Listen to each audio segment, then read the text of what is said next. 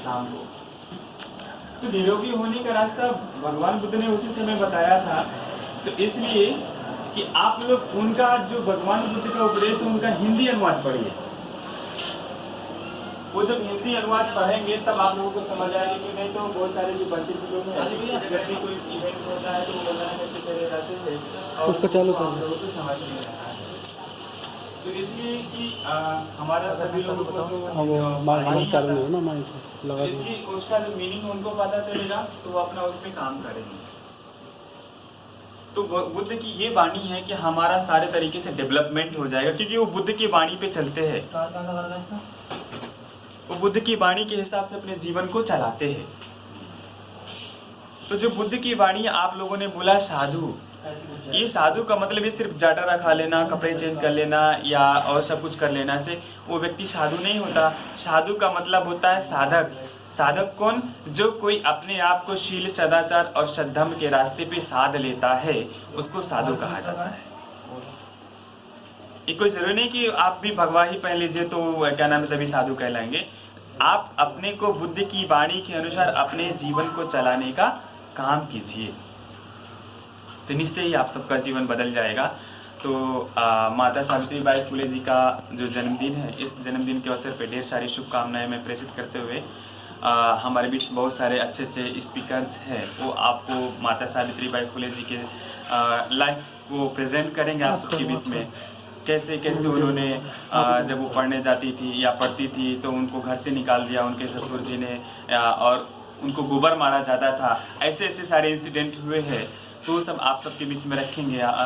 तो मैं पुनः आप सबको इस सुंदर कार्यक्रम के लिए, आयोजन के लिए ढेर सारा साधुवाद करता हूँ, मंगल कामनाएं करता हूँ, और मैं अपनी वाणी को ही विराम करते हुए सबको मैं पुनः मंगल मैत्री प्रेषित करता हूँ। सबका मंगल हो, सबका कल्याण।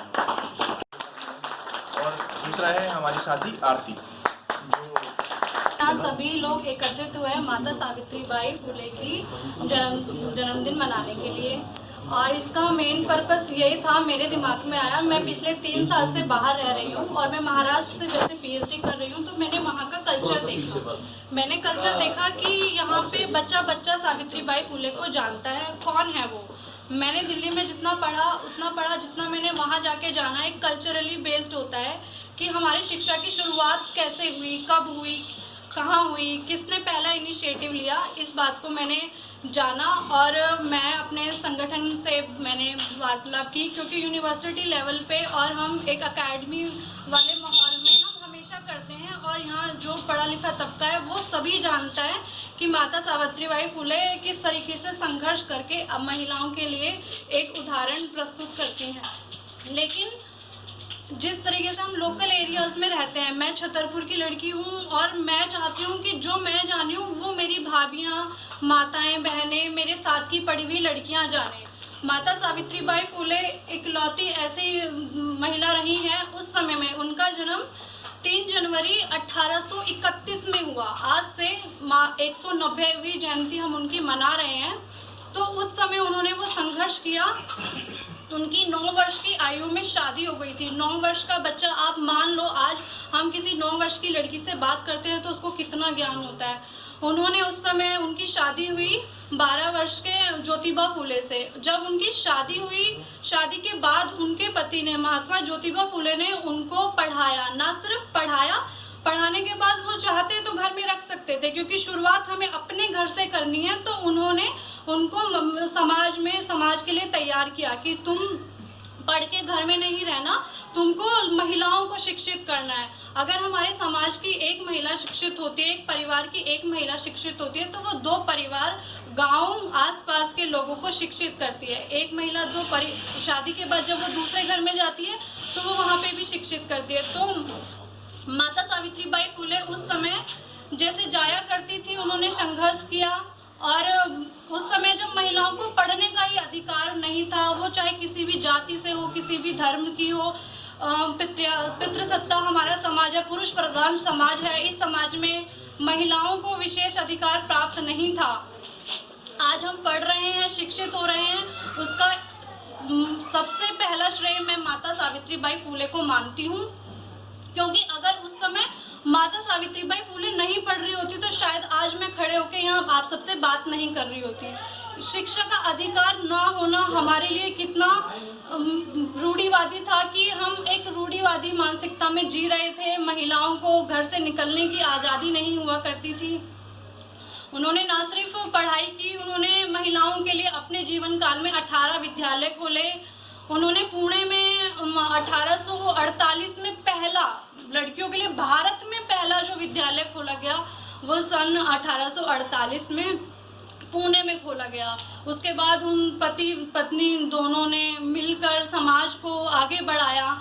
जैसा कि भंते जी ने अभी बताया कि जब वो जाती थी पढ़ने, आज मैं बाहर निकली हूँ, मेरा जरा सा कपड़ा गीला हो जाएगा, गंदा हो जाएगा, मैं तुरंत जाके बदल के आऊँगी और अब अपना फिर आगे बढ़ूँगी। लेकिन उस समय जब महिलाओं को निकलने ही नहीं दिया जाता था, उनको तरह तरह की गालियाँ दी जाती थी। जब वो बाहर निकलती थी तो उन पर गोबर, मलमूत्र, धूप ये सब फेंक दिया जाता था। उसके बावजूद भी वो निकलती थी क्योंकि वो उस समय पहचानी थी कि अगर महिलाएं शिक्षित होंगी तो ही चाहे देश हो चाहे समाज हो तभी तरक्की कर सकता है। बिना शिक्षा के जीवन एक जानवर के समान है। हमें और जानवर में यही है कि हमें सोचने समझने की, अच्छा बुरा रखने की समझ हम पाते हैं, जानवर नहीं पाते। पेट तो सभी भरते हैं, खाना भी सभी खाते हैं, लेकिन हम उसको दूसरों से अलग कैसे कर सकते हैं? शिक्षित होके। शिक्षित होने के लिए भी आप समझ सकते हैं 2 तरह की शिक्षाएं हम मान के चलते हैं। वैसे तो बहुत तरीके से हैं, लेकिन आप एक डिग्री के लिए शिक्षित हो रहे हैं कि मेरे को एक डिग्री मिल जाए, मुझे एक जॉब मिल जाए, एक वो शिक्षा। और सावित्रीबाई फुले इस तरीके पढ़ा लिखा होने के बाद भी वो निकली कि नहीं, मुझे अकेले नहीं, मुझे समाज को आगे लेके चलना है, समाज मेरा आगे बढ़े, लड़कियां आगे बढ़े, महिलाएं आगे बढ़े। उन्होंने विधवा विवाह के लिए आगे बढ़ी, उन्होंने विधवाओं के लिए आश्रम खोले, उन्होंने बाल गृह खोले। जो गर्भवती महिलाएं थी उस समय भ्रूण हत्या बहुत हुआ करती थी, तो उन्होंने आश्रम खोले महिलाओं के लिए। इसके अलावा मेरा ये पर्पस अपने छतरपुर में मेरा ये है कि अभी जब मैं हायर एजुकेशन में पहुंची, मुझे चीज़ें समझ में आई, मुझे लगा कि ये सिर्फ मुझ तक ना रहे, मेरे समाज तक जाए, मेरी बहनों तक जाए। और मैं चाहती हूँ कि छतरपुर एक आगे बढ़े। आज हमने शायद मैं यहाँ रहती नहीं हूँ तो मेरे समय में आज पहली बार मैं यहाँ देख रही हूँ ये हो रहा है। और इस तरीके से सावित्रीबाई फुले एक मंच हो जिसके द्वारा हर्ष उल्लास के साथ हम लोग हर साल आगे बढ़े और इसको ना सिर्फ एक कल्चरल बल्कि हमारी जो आने वाली जनरेशन है, पीढ़ी दर पीढ़ी इसको आगे बढ़ाएं। और इस पर हम हम डिबेट कंपटीशन रखें, भाषण प्रतियोगिताएं रखें और इसके अलावा हम यहाँ पे ड्राइंग कंपटीशन रखें कि जो महिलाएं हैं वो सिर्फ ये नहीं कि आज बना लिया और कल फिर अपने घर go back to your study और फिर अपना जो भी काम वगैरह है। बहुत मुश्किल है, मेरे लिए भी था कि पढ़े लिखा तबका 1 मिनट के लिए समझ जाता है, लेकिन आप हाउसवाइफ घरेलू महिलाओं को घर से निकालना अपने आप में एक बहुत बड़ा टास्क है। आप लोग यहाँ आए, उसके लिए आप लोगों ने अपना बहुमूल्य समय दिया। मैं आप सबको धन्यवाद करती हूँ। मैं youth for social justice and family को धन्यवाद करती हूँ कि उन्होंने यहाँ पर आयोजन रखने के लिए मेरे आइडिया को सराहा।